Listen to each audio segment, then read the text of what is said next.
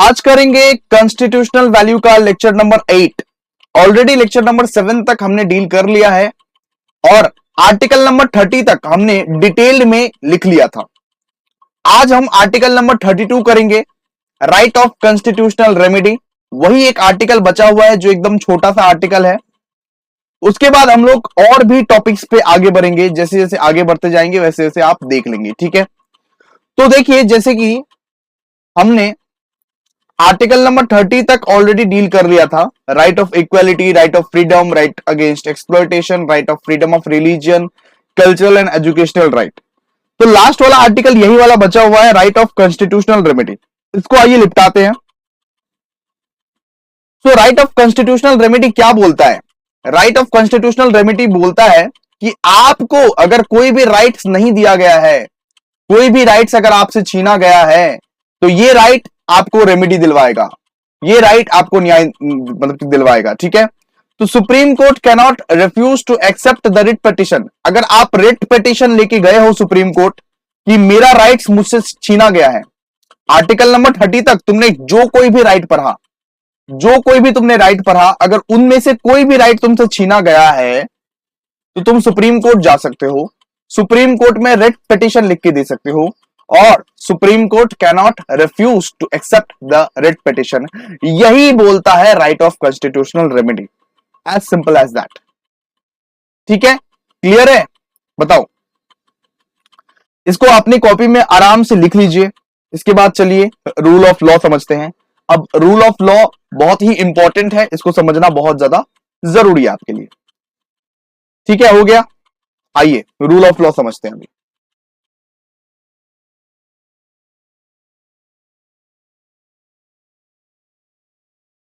चलिए, rule of law किसको बोलते हैं भैया? रूल ऑफ लॉ का मतलब एक ही होता है, in simple words rule of law refers to the supremacy of the law. यानी कि हमेशा लॉ को प्रधान माना गया है।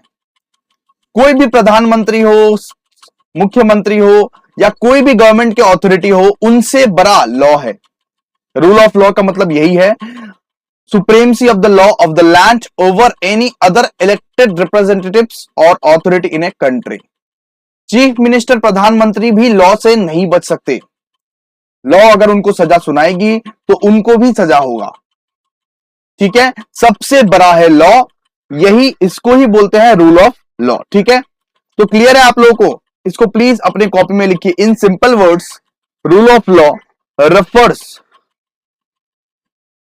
To the supremacy of the law of the land over any other elected representatives और अथॉरिटी इन ए कंट्री।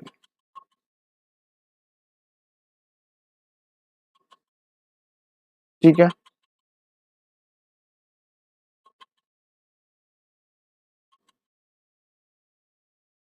इसके बाद लिखिए एक तो, इसके बाद और कुछ लिखिए, para change. One of the best known and accepted theory, one of the best known and accepted theory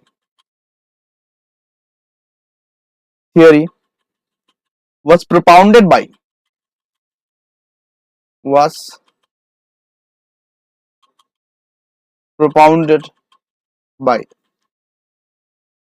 AVDC.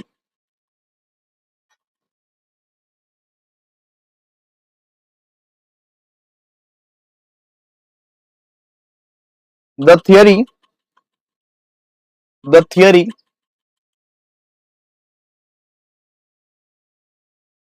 became famous.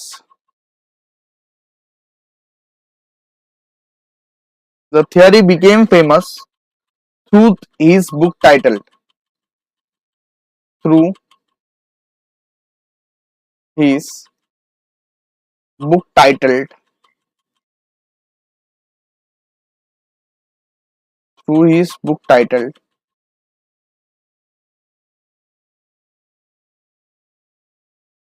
The Law of Constitution.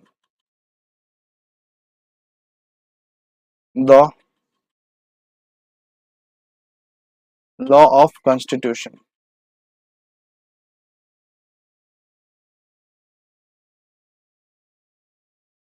ठीक है,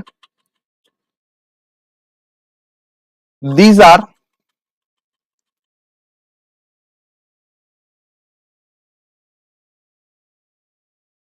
दीज आर सबसे पहले ए पॉइंट में लिखिए, supremacy of law, supremacy of law. It denotes it denotes it denotes the country's legal dominance, the country's legal dominance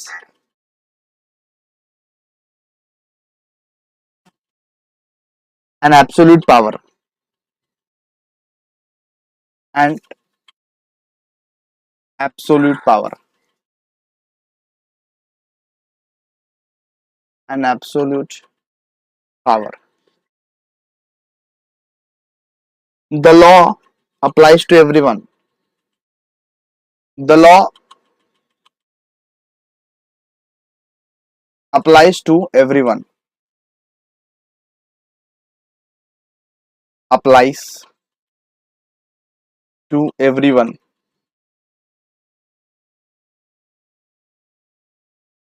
including those who are not citizens.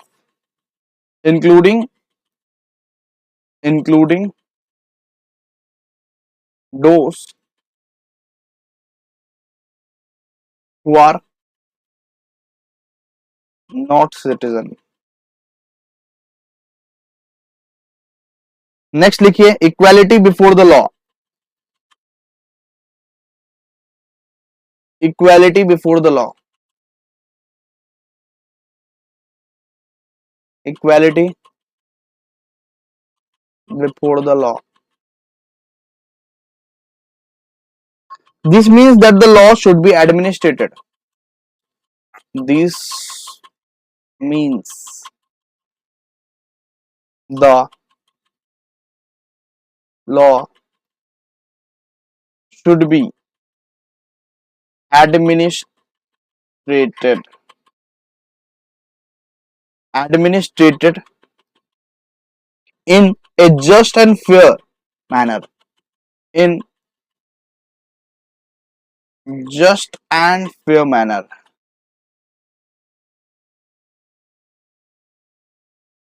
ठीक है, whatever the person or rank, whatever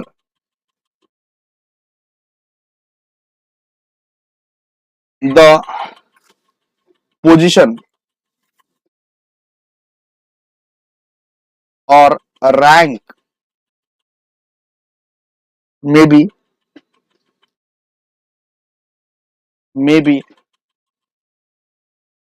should be subjected in a same should be subjected in a same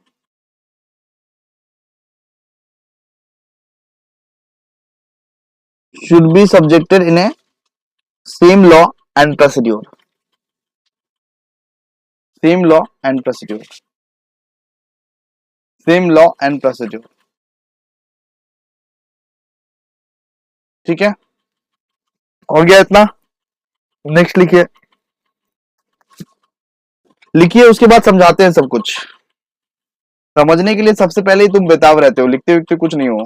पहले लिखो, इसको लिखवा रहे हैं, शांति से लिख लो। क्योंकि और तुम लोग जो बोलते हो एकदम बुक खरीदना है, बुक खरीदना है, बुक खरीदना है, क्या बुक खरीदोगे? मैं तो सारा नोट्स लिखवा रहा हूँ, वही सारे नोट्स लिख के पढ़ो। हैंड रिटेन नोट सबसे बेस्ट रहता है। चलो, pre dominance of the predominance of the legal spirit legal spirit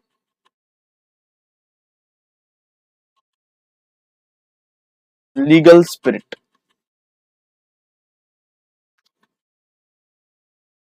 he believed that,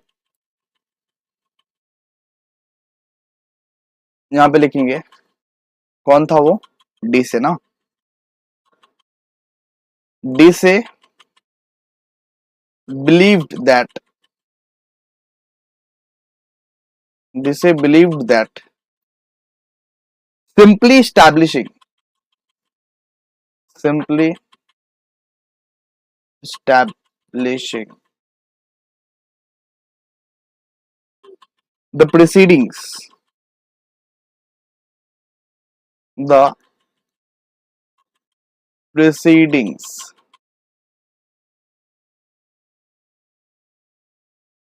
to principle, to principle would be insufficient,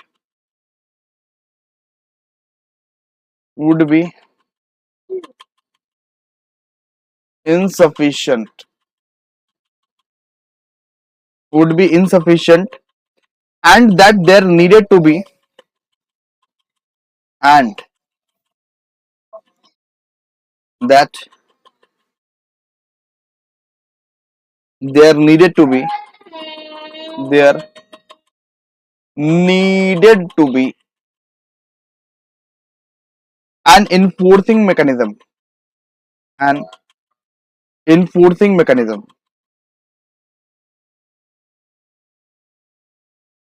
enforcing mechanism, ठीक है, authority to keep and maintain the law, authority to keep and maintain the law,